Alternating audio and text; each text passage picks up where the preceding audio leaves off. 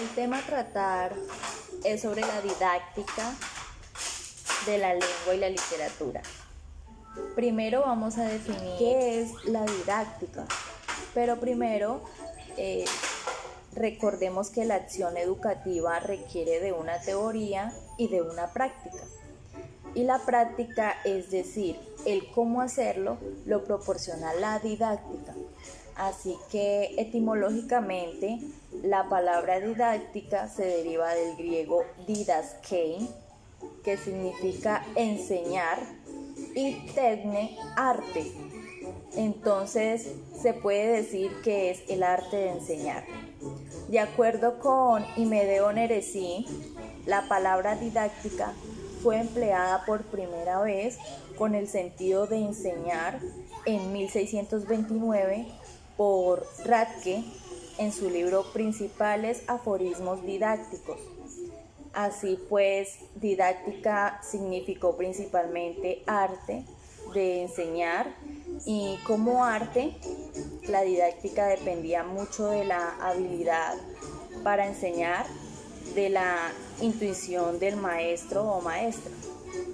Más tarde, la didáctica pasó a ser conceptualizada como ciencia y arte de enseñar, prestándose por consiguiente a investigaciones referentes a cómo enseñar mejor.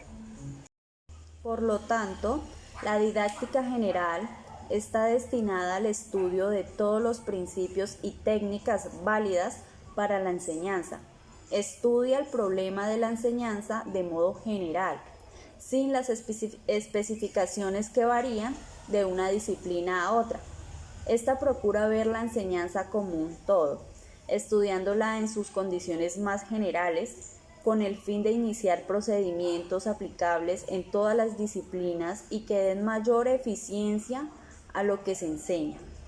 De acuerdo con Fernández, Zarramona y Tarín, nos dicen que la didáctica es la rama de la pedagogía que se ocupa de orientar la acción educadora sistemática y en sentido más amplio como la dirección total del aprendizaje, es decir, que abarca el estudio de los métodos de enseñanza y los recursos que ha de aplicar el educador o educadora para estimular positivamente el aprendizaje y la formación integral y armónica de los educadores. Objetivos de la didáctica. De acuerdo con el planteamiento de Imedeo Neresí, los principales objetivos de la didáctica son llevar a cabo los propósitos de la educación, hacer el proceso de enseñanza-aprendizaje más eficaz, aplicar los nuevos conocimientos provenientes de la biología, la psicología, la sociología y la filosofía que puedan hacer la enseñanza más consecuente y coherente, orientar la enseñanza de acuerdo con la edad evolutiva del alumno y para ayudarles a desarrollarse y realizarse plenamente en función de sus esfuerzos de aprendizaje, adecuar la enseñanza y el aprendizaje a las posibilidades y necesidades del alumno, inspirar las actividades escolares en la realidad y ayudar al alumno a percibir el fenómeno del aprendizaje como un todo y no como algo artificialmente dividido en fragmentos.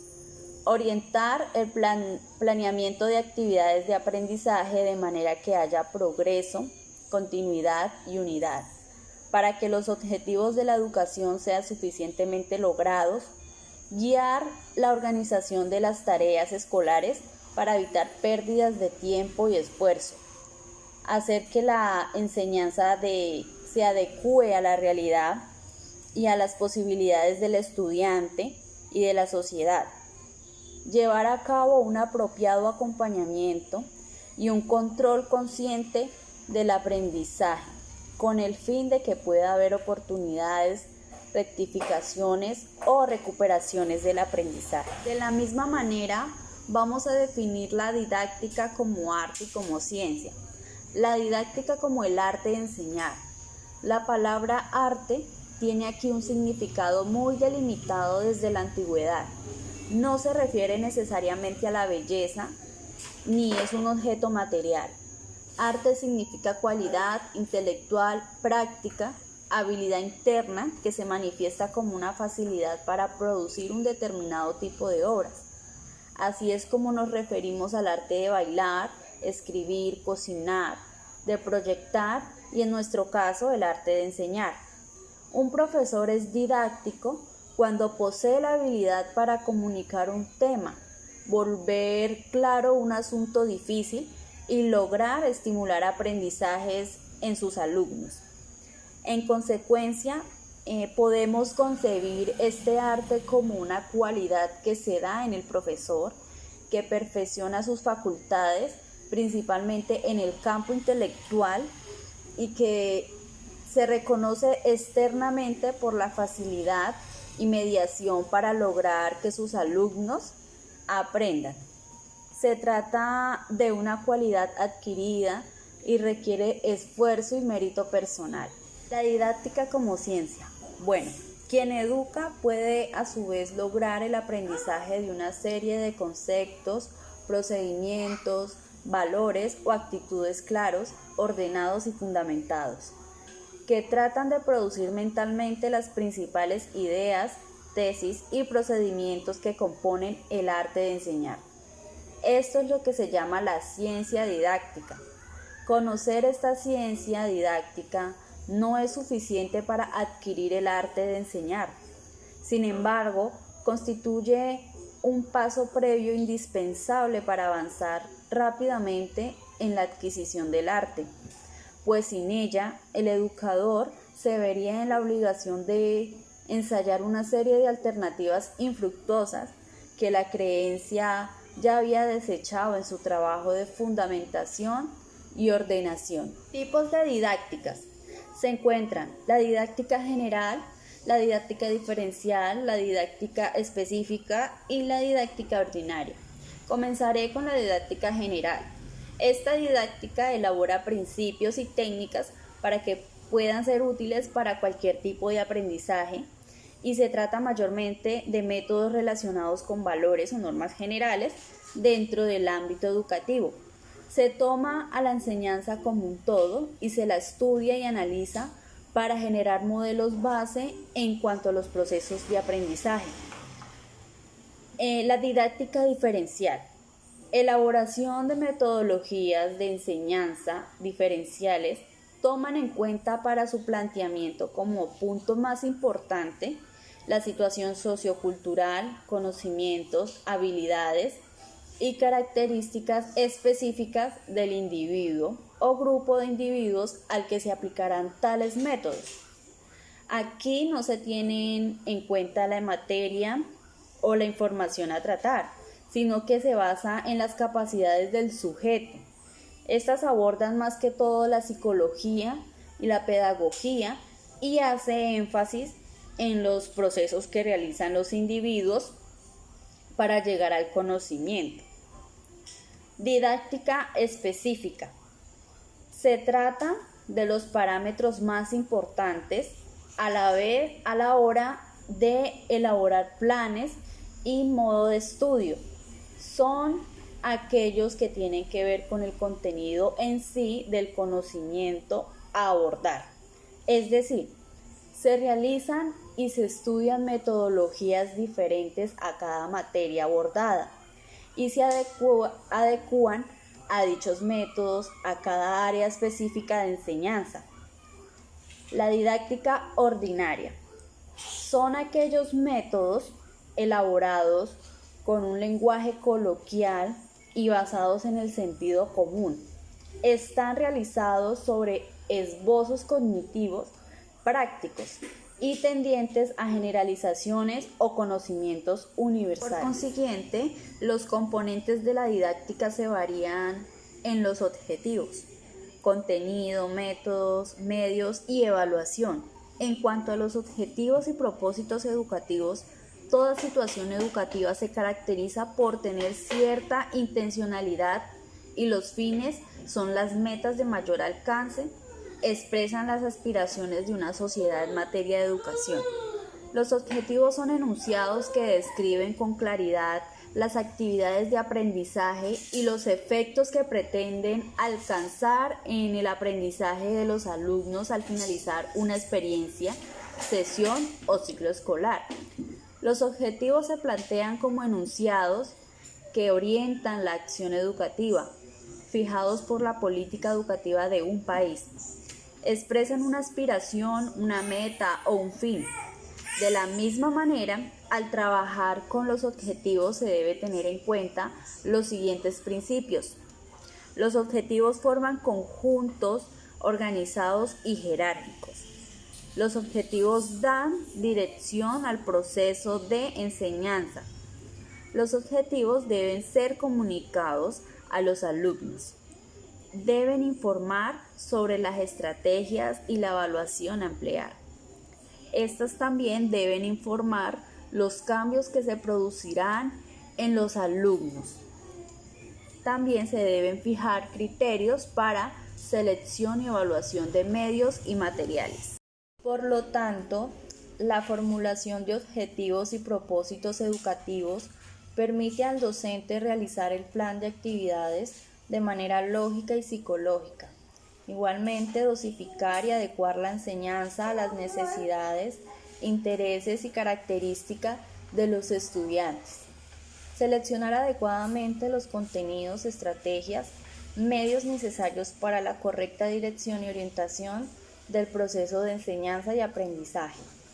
Y así evaluar adecuadamente el proceso. De la misma manera, esta formulación de objetivos y propósitos permite al alumno tener un criterio de lo que se espera de ellos al terminar clase, participar conscientemente en las actividades del aprendizaje, a valorar sus propios progresos y sus dificultades, participar en las actividades escolares, identificar los aspectos relevantes de los contenidos curriculares sobre lo que tienen que realizar, un mayor esfuerzo y procesamiento cognitivo. Por consiguiente, la estructura de los objetivos y propósitos está elaborada por un orden jerárquico en cuanto a los procesos cognitivos. En primer lugar está el conocimiento. El estudiante recuerda y reconoce información, ideas y principios aproximadamente en la misma forma en que los aprendió. Segundo, comprensión. El estudiante esclarece, comprende o interpreta información con base en el conocimiento previo. Tercero, aplicación. El estudiante selecciona, transfiere y utiliza datos y principios para completar una tarea o solucionar un problema. Cuarto, análisis. El estudiante diferencia, clasifica y relaciona las conjeturas, hipótesis, evidencias o estructuras de una pregunta. Quinto, síntesis.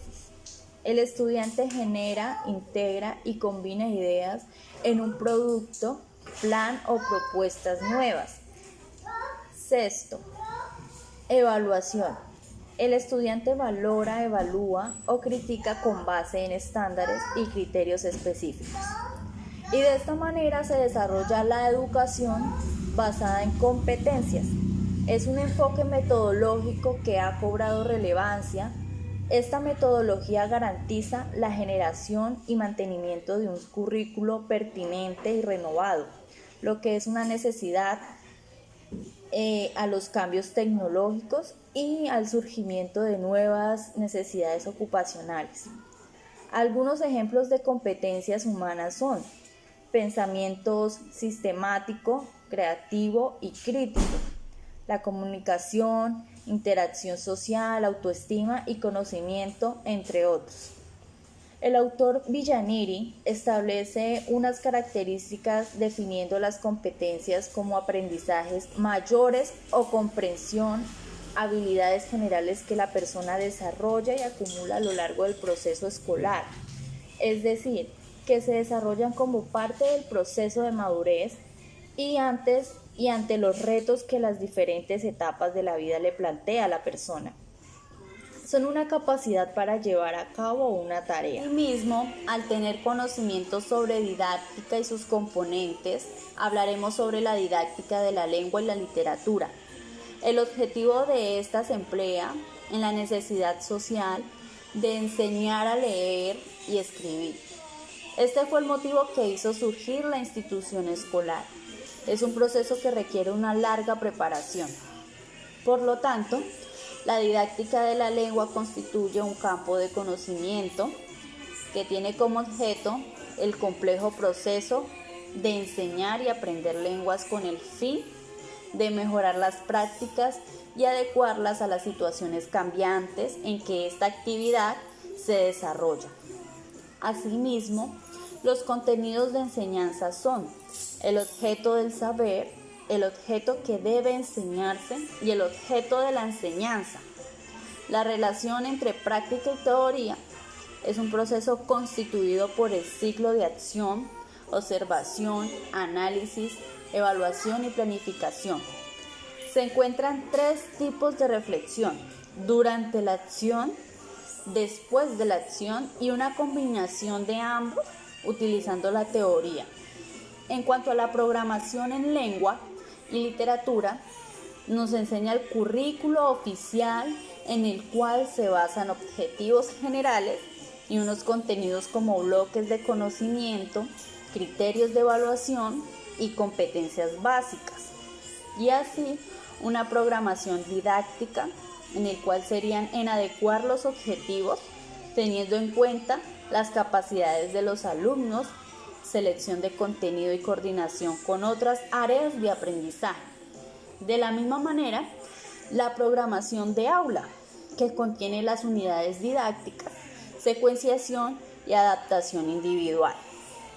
Esta maneja los trabajos por proyectos, o sea, preparación, realización y evaluación. Por lo tanto, las actividades se plantean por orientación comunicativa. En cuanto a las adaptaciones curriculares, están las significativas y no significativas. Adaptar los objetivos y las actividades en función de las necesidades individuales, buscando el desarrollo de todos en función de sus capacidades. Asimismo, el currículo nos muestra cómo evaluar en el área de lengua y literatura de la siguiente manera: delimitar y observar un objeto, analizarlo a partir de criterios, tomar decisiones que se comuniquen a los implicados y que puedan promover nuevas acciones. Igualmente, nos enseña los tipos de evaluación. Entre ellas está la evaluación diagnóstico. Esta permite conocer la evolución de los alumnos y comparar con otros centros. Le sigue la evaluación formativa. Esta se basa en la retroalimentación de los procesos de aprendizaje, la comprensión del proceso, los recursos para aprender a gestionar el aprendizaje, diálogo entre alumno y profesor. Y por último, la autoevaluación, la evaluación mutua y la coevaluación. Por lo tanto, lo que se evaluaría sería la lengua oral, la lectura, la composición escrita y conocimientos, y se haría a inicios de clases, durante el proceso y al final. Por lo tanto, se utilizará como medios para evaluar diferentes instrumentos de evaluación regulador y también pueden ser orales o mixtos. Bueno, y asimismo, en este orden de ideas nos indica cómo enseñar el discurso oral en los niños. Conlleva unos elementos en cuanto a los aspectos de interacción, en el cual se basan en la cooperación, la cortesía, las reglas conversacionales y estrategias. Igualmente, a la lengua oral de los discursos formales, donde debe haber una adecuación, claridad y corrección, y por lo tanto teniendo en cuenta también los elementos del paralenguaje y gestos. Asimismo, se encuentran los tipos de discurso. En ella se practica la lectura en voz alta, los géneros orales formales, que son como la entrevista, los debates. También están los géneros orales escolares, que son los trabajos en grupo comentarios, etc. Para ello, el docente desarrolla diferentes actividades como la comprensión e interpretación de discursos orales, análisis de los elementos que configuran los discursos orales, la interacción en el trabajo y producción de textos orales y escritos. Para enseñar a leer textos complejos en los niños, esto parece sencillo, pero no lo es. Leer es la mejor manera de aprender, siempre que se haga de forma adecuada, es decir, asimilar las ideas, organizarlas y saber extraer conclusiones de lo que se está leyendo. Esto resulta fundamental para transmitirlo a los alumnos. En cuanto a la enseñanza de la composición escrita, las actividades tienen que estar en correlación con el nivel de los estudiantes. Y asimismo, en cuanto a la evolución de las tecnologías de la información y la comunicación, juegan un papel fundamental en la enseñanza de la lengua y la literatura. En cuanto a sus avances, obligan al docente a educar en función de nuestra sociedad y por eso mismo se implica al alumno en el conocimiento de acceso a la red y por lo tanto ofrecerle numerosas posibilidades que el Internet ofrece. Entre esas están las bibliotecas virtuales, como las de Miguel de Cervantes. Allí se puede encontrar textos, cuentos, poesía. También encontramos los blogs.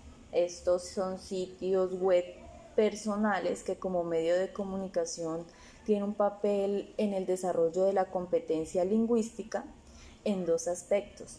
Primero, motivos y ocasiones para escribir y segundo, reflexión sobre la situación comunicativa que su escritura implica. Igualmente se encuentran los foros, donde estos son espacios virtuales donde los usuarios comparten aficiones e intereses, debaten opiniones, intercambian información, piden y reciben ayuda. Estos son muy aconsejables como medio educativo. También se encuentran diferentes páginas donde los alumnos tienen la posibilidad de editar y elaborar contenidos. Bueno, para finalizar, la didáctica en el lenguaje y la literatura infantil permiten a que los niños mejoren en algunos procesos de desarrollo importantes, como aprender a comprender sus propias emociones y las de los demás, ampliar su lenguaje y así fortalecer las habilidades cognitivas básicas, como la atención, la planificación y su inteligencia verbal. De esta manera, con la ayuda de la literatura de manera infantil, hace que los niños practiquen su imaginación y sean una persona social, teniendo en cuenta el manejo de las tecnologías de información y comunicación, haciendo uso de las diferentes herramientas pedagógicas que éstas ofrecen y manejan para el proceso de la enseñanza-aprendizaje en los niños. Muchas gracias.